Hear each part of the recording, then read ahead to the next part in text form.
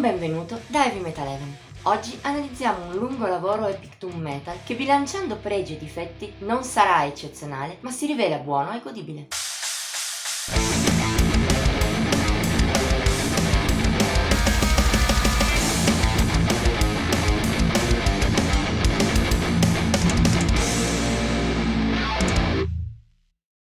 Se di solito i dischi che recensisco io non mi creano particolari difficoltà, a volte me ne capitano anche alcuni che rappresentano di più una sfida. L'ultimo caso che mi è capitato in ordine di tempo è quello di In Times of War. Secondo album degli americani Grief Collector, non è un album facile da giudicare, vista la lunghezza e soprattutto il bilanciamento tra diversi pregi e altrettanti difetti. Il suo doom metal di base segue la tradizione della branca più epica del genere, ma non disdegna qualche altra influenza, per esempio stoner o southern. A tratti c'è anche qualche momento più ispirato al metal estremo, che dà un'altra nota di colore. Questo consente tra l'altro ai Grief Collector di non risultare una copia sterile di Solstice, Candlemas e Solitude Eternus, che pure sono i riferimenti più importanti.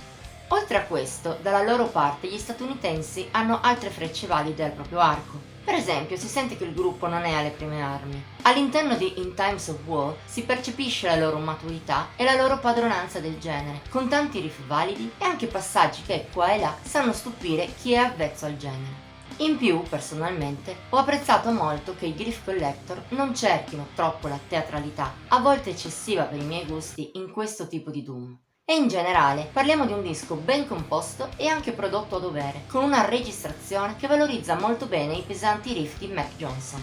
Purtroppo, dall'altro lato, non è esente anche da qualche pecca. Per i miei gusti la principale è la scaletta piuttosto omogenea. Pur essendo tutta piacevole e scorrendo bene nella sua lentezza, c'è ben poco che spicca al suo interno, specie nella seconda metà, tra l'altro meno valida della prima.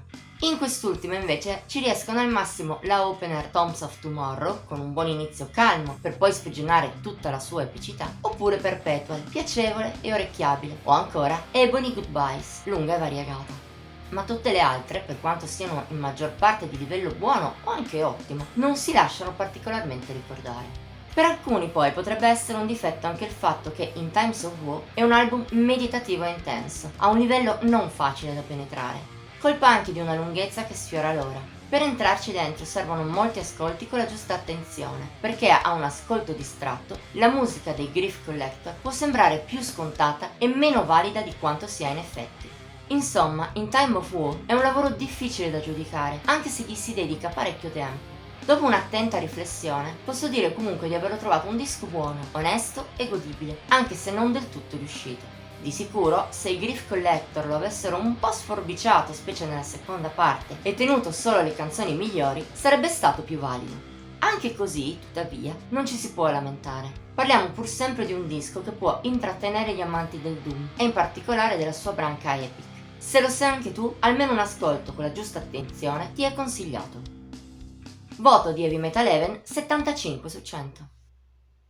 Per oggi abbiamo concluso. Se ti è piaciuta la recensione puoi mettere like, condividerla e commentarla. Ti invitiamo inoltre a iscriverti al nostro canale e ad attivare la campanella delle notifiche per rimanere al passo con i video che pubblichiamo ogni settimana.